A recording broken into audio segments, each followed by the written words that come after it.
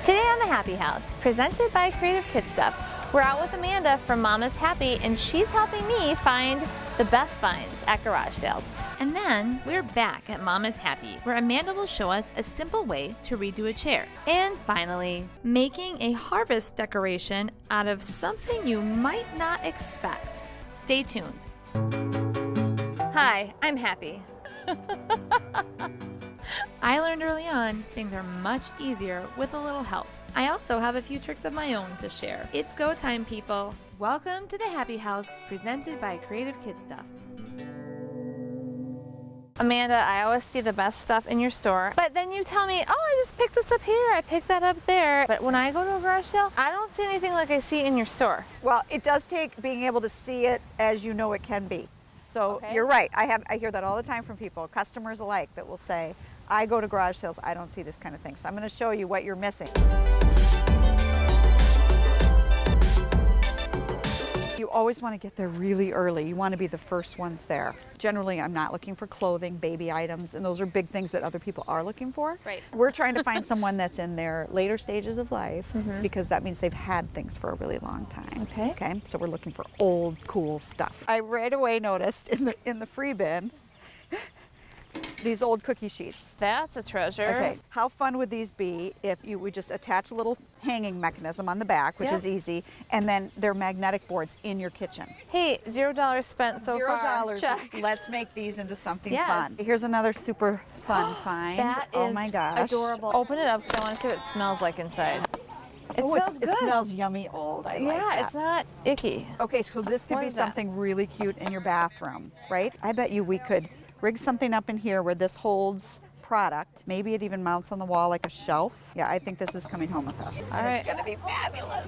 I cannot wait. This is adorable. So let's talk about something like this. Because I have seen some tablescapes in your store, and I'm not saying that this is a thing to pick up, but is there anything that can be done with that? So a lot of times what we'll do with these is we will buy them and then we'll pull off what we think is maybe a little tired and then just add our own new things because the base of the wreath is great. For $2, For you can't get a $2. base of a Yep. wreath like that. Okay, the other thing that was catching my eye over here is this fabulous ladder. So now Yeah. sometimes pieces like that will be sitting out. It's not even meant to be for sale. They just moved it out of their garage to get it out of the way. Right. But if you ask, sometimes they will say, well, sure, I didn't think anybody would want that. That's usually the stuff that I want. Okay, so here's something fun I would do with that ladder. Okay. So leaving it like it is and open and then adding some shelves across the rungs of the ladder Yep. could be super cute in a corner of a room. It's just a great layering piece. You can put blankets over the steps. I feel Towels, you could do towels in a bathroom. Yeah. so should we ask how Let's much it ask is? how much that is. It's probably your husband's and she hates it anyway and she's would be happy to get rid of it. All right. Yeah. And then any of the furniture, I mean, I love, like that is great bones for old furniture. Which one? These guys. Yeah, I like those too. So, oh, $20. Yes. Is that expensive or No, not? that's a great garage sale. And then there's a set. So, Is it 2 for $20, do you think? Or do you think? I don't know. I feel like, should we, that's another Oh. thing. Do we negotiate? We, I mean, I like to find everything that I want because then they're excited. They see you moving a lot and say, how about this Okay. for all of it? All right. Okay, here's another awesome find. All right, are you ready to Okay, hang I'm that in your home? You know, I'm sorry. Okay, so here's what we're gonna do. We're gonna get these, we're gonna take it all apart. We're gonna use the frame for one thing. We're gonna take out the print and use that on something completely different. When I finish with it, you're gonna be sorry you didn't think of it yourself. Really? Okay.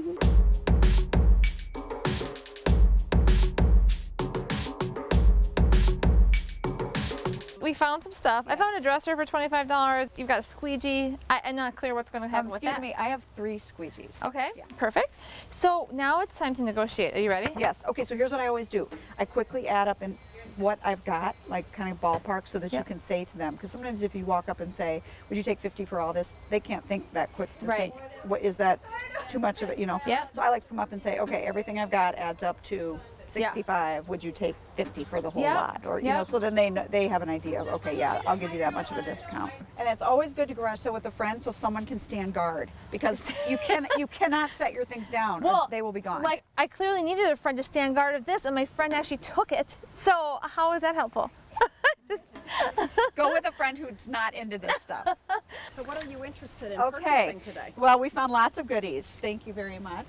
Okay. So we've kind of gathered it here. Tell me about the ladder. Molly, how much for the ladder? Free if she takes anything. Oh. So we got these Done. here cookie sheets for free and a free ladder. Yes. It's been a good day. Amanda found these beauties for $1 a piece. Are you going to negotiate down to 50 You know what? I have to be honest. No, I will not negotiate. That's a very fair price. Okay. Oh, We yes, don't know there how was much not a this is. price on the little Oh, suitcase. yes, correct. That was up at front, correct? And Yes. that was for free. It's for free? Yeah. I can't even stand how much fun this is. It's what we call the lost leader for getting people in here. worked. Yeah, I saw that right away when I came up. So. Okay.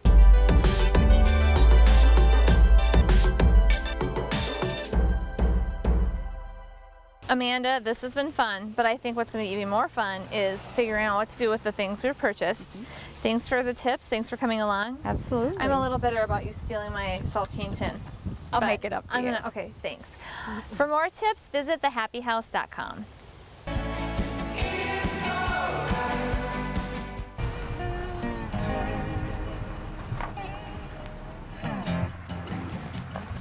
I'm at Mama's Happy, and Amanda's going to help me with a project. I have an upholstered chair that has served its purpose, but needs a little bit of a refresh. So she has assured me that she can help me make my chair over by simply using paint, which I'm skeptical of because it's upholstered. But reupholstering costs a lot of money, so I'm game. I'm going in. It's a good thing I have muscles for lifting furniture and things. Amanda, I'm here. Oh, look at you. I brought this chair. That is in need of a makeover. It is. I mean, I loved it, but Yeah. now it's time for a refresh. And what I'm skeptical of is this whole paint situation Yeah. on this fabric. Yes. But you've assured me I have we're assured good. you it will be just fine. Okay, let's do it. Okay. Let's get started. It's all about paint today. It is. So reupholstering is a tough thing to do and expensive to pay to have done. Correct. So we have started using chalk paint to do our own reupholstering. I feel like paint on upholstery is going to feel really crunchy and gross. I but know. Is it okay? That's what I thought too, and I promise you the end result, you will be stunned. I love this chair. It's actually the perfect size Yeah. for my living room. It's comfortable, but it just needs a little refresh. Well, and it's got great bones, and the fabric is in great condition. There's not, even though there's stains on it, there's not any rips or tears or anything like that. So it's a perfect candidate for paint. Okay, so how do we get started? Okay, so I have the brush sitting here in water, so it's nice and wet, and then you're just gonna So I dip want it in paint. I want my brush to be Want wet. your brush wet, and I always like to work with a can of water, can of paint, and then now see, I've really loaded that up with paint. I'm gonna hand it off to you. There's a lot of paint in And there. then any which way, hang on, you're dripping. Okay. There you go. All right, get to work, get to work. Okay. So ordinarily I would be panicked right now because I just got paint No, on this that's the fabric, idea. but I'm gonna do it. Okay. Yes, go. So just, ooh. Any which way, there's no rhyme or reason. You just want to really get it worked into that fabric. And what the Okay. water is doing is just thinning out the paint a little bit, because we don't want the paint just sitting on top of the fabric. We really want it soaking in. So we're wetting the fabric We're wetting the essentially. fabric, Do I need to yeah. dip my brush in water every single time? Here's what I like to do, so that you don't end up with a drippy mess everywhere, is dip it in the paint, spread the paint on, then come back, dip it in the water, and paint the water on over the paint. Got it. I'm sure if you asked people that have done this project, everybody would give you a little bit different steps of how they do it, but the end result is the same. And we are using these small cans of paint. Is one can of paint going to be enough? Oh, more than enough. Yeah. Yep, a quart of paint should do probably 3 of these chairs. Okay. Oh yeah, the water really does. I like that method. I may ask other people, they may tell me something different. I'm going with what you just told me. Okay. Because you now have experience. I do, yes. Okay, so I then cover this whole thing, including, so then what about the wood? Do I use So, the water on the wood You know, too? you wouldn't need to use the water on the wood, but one thing about it, you can decide. I like to go on and paint the wood, paint the arms and legs just the same color as I'm doing the upholstery, and then I may come back later and paint a contrasting color over that, but at least I've got a uniform look to start with. Got it. So I have a question. I've used chalk paint before, and there is that wax finish that we do. Do we do that on the upholstery as well, or is it just on the wooden arms or and legs? Or Great question.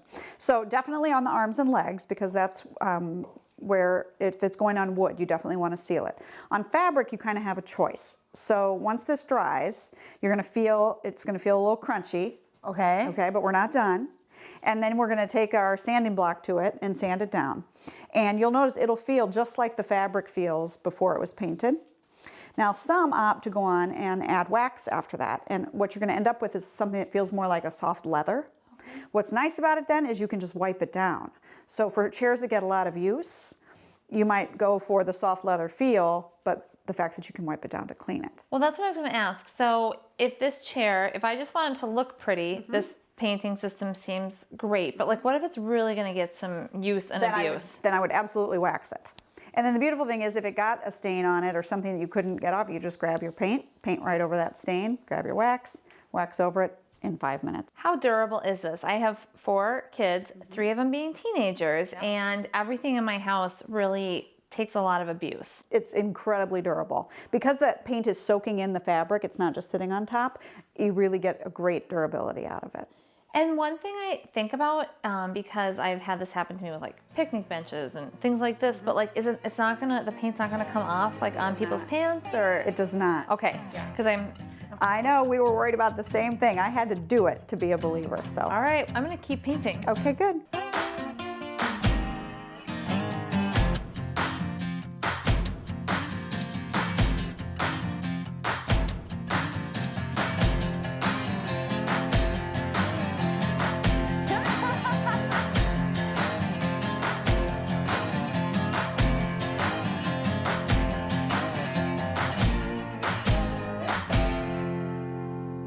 Amanda, I finished painting the chair, and it took a little while, honestly. I mean, this is a labor of love because you want to get every crevice and make sure it's really coated. Right. And then we let it dry. How long do you, I mean, I actually had to go home. Yes, it definitely, with fabric, it should definitely dry overnight. Okay. And depending on humidity levels, if it's super humid, it may even take 48 hours. So, and 2 thin coats is better than 1 thick coat. So it's better to, instead of globbing it on, it's better to water it down, get it thin. If you feel like you need to come back with a second coat. This, I think, looks pretty good without a second coat. But if you looked at it and thought, I see some areas, the nice thing with chalk paint, again, you can just hit those areas. You don't have to paint the whole thing. So, as I suspected, this feels crunchy. It does feel crunchy, but we're not done. Okay. Okay, here's your secret weapon, is the sanding block. So about 220 sandpaper, you wouldn't have to have the block. Sandpaper, this is just an easier thing. I like the black. Yeah. Block is nice. And then you're just giving it a really light, you're not putting a lot of pressure on it, just a really light sanding, and all that's gonna do is loosen up. I promise. Should I start? Go to town. Okay. And you don't need to stay in one area too long, just, that's all you're doing is a really light, quick, and do just what you did, where you touched it to see how it felt, and you'll be able to feel the difference. Yeah. See? It's like magic. It is like magic. Now, as we mentioned before, you could just leave it like that. It feels just like the fabric felt, really. Yes. Or you might say, no, I think I want to wax and seal it. Okay.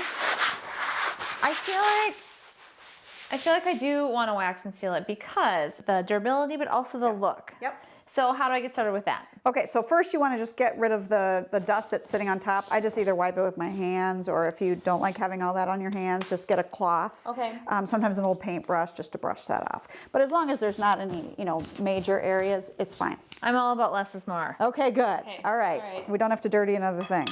All right, so then I like to use the wax brush to put the wax on. You could do it with an old cloth. Start with very little wax on your brush, okay? And then you're just gonna wipe it on just like you would on wood furniture. And just keep spreading it around. And again, just like when you're putting it on a piece of furniture, you want to make sure that it doesn't feel greasy, tacky, Sticky, which it does now, Okay, so I'm you going to gotta need to wipe keep that. spreading it. Yes, and that does actually feel like a leather. Feels like old leather, yeah. So again, it changes, it gives it a little bit of a sheen, a little different feel, but more durability. So Amanda, how much do you think this project cost? So first of all, let's talk about reupholstery, Okay. because to get a chair like this reupholstered, I'm just gonna ballpark it. It's gonna be at least $300, because this isn't just taking a seat cover out and doing the whole staple, which is something I'm really good at. Yes. But you've got welting, you've got all of that kind of stuff. So what do you think? I mean, upholstery is expensive because it's hard work. I mean, I see why they charge so much. So I would agree with that. And I would say in paint and wax for materials, you're probably at about $10. That's a pretty good deal. That's a pretty good deal. And we repurposed something that is super sturdy. Yeah. And will last now another That's right. few years in my home and look great. Yes. And you can just repaint it when you're tired of gray. I sure could. And I get tired of things often. Well, it's okay when you only spend $10 on it. Yes. So it's just labor and a little bit of paint. You got it. Nicely done. Thanks.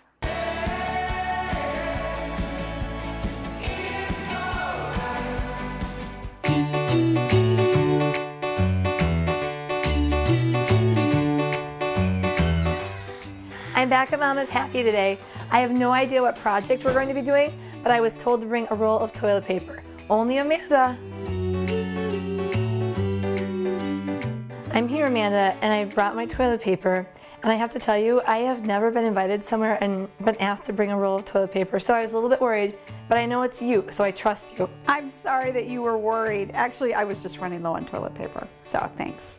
But I'm just kidding. I'm kidding. All right. Okay, here so we go. What are we doing with We are this going roll to of toilet make paper? the cutest pumpkins you've ever seen, starting with a roll of toilet paper. Pumpkins from toilet paper, only on the Happi House. I know. Okay. So with this is kind of your form that you're going to form everything around. Okay. Now, we start with fabric. You could use any kind of fabric that you wanted to. If you had something laying around your house, you don't need to go purchase something for this. The best thing about when you're working with the fabric is something that you can just tear and rip, so cottons are the best. Okay, so for these, what we did is we took an old feed sack and we did the tea staining to it. Have you ever done that before? I have not done tea staining. So tea staining is just a way to give something a little more age, and it's always going to be a little variation in the color, which again is going to make something look old that maybe isn't old. So for that, we just put about 10 tea bags in a bowl with water, and then just let these soak in it. And then you just take it out, squeeze it out, rinse it out. All right, what's next? Okay, so then you're going to take your strips, and you're going to just start by tucking it down in there and wrap. And then you want to kind of bunch it up in the middle there, okay? And you'll see why later. Oh, so it's not all the way pulled through. Right, so you're just going to keep, now if it's long, you can cut them really long and you could, circle it around twice. Okay, so I'll let you do a couple. Okay. And what's fun about this is you could easily do it with your kids. I mean, this is a cute project, okay? And then just conceal the fact that it's a roll of toilet paper. We can't give away all of our secrets. Wouldn't it be a fun housewarming gift for somebody that you can, here, look, it's decorations, and then, okay.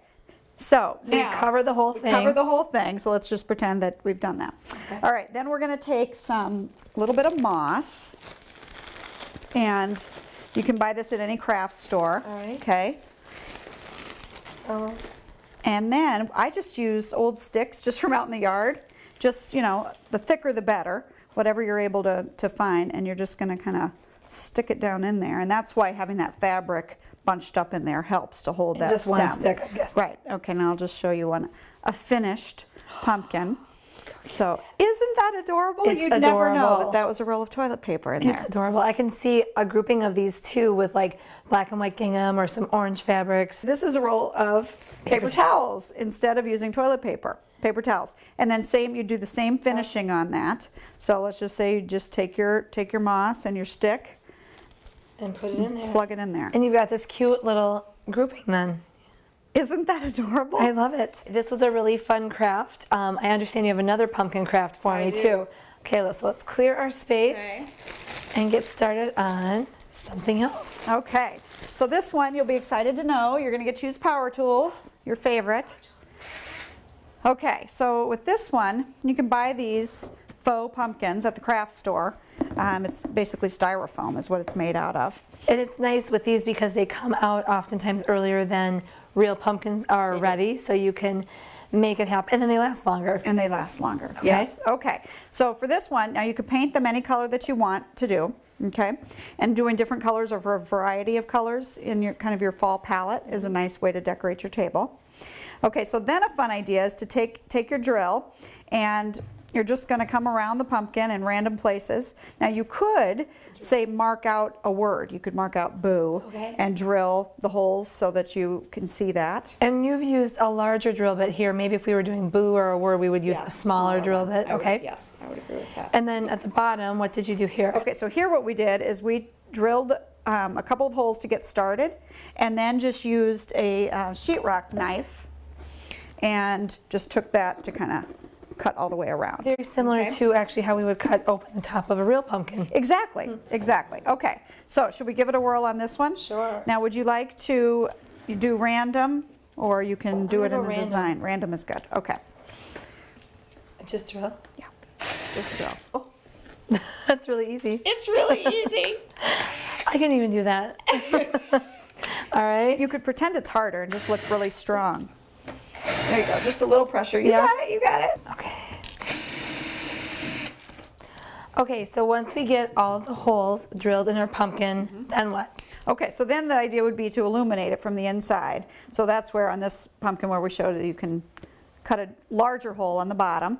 And then I would put either the battery operated tea light or maybe even a string of lights in there, kind of just ball it up. I've done that before with a real pumpkin, and it's so pretty. But you could just have it in your house the whole season.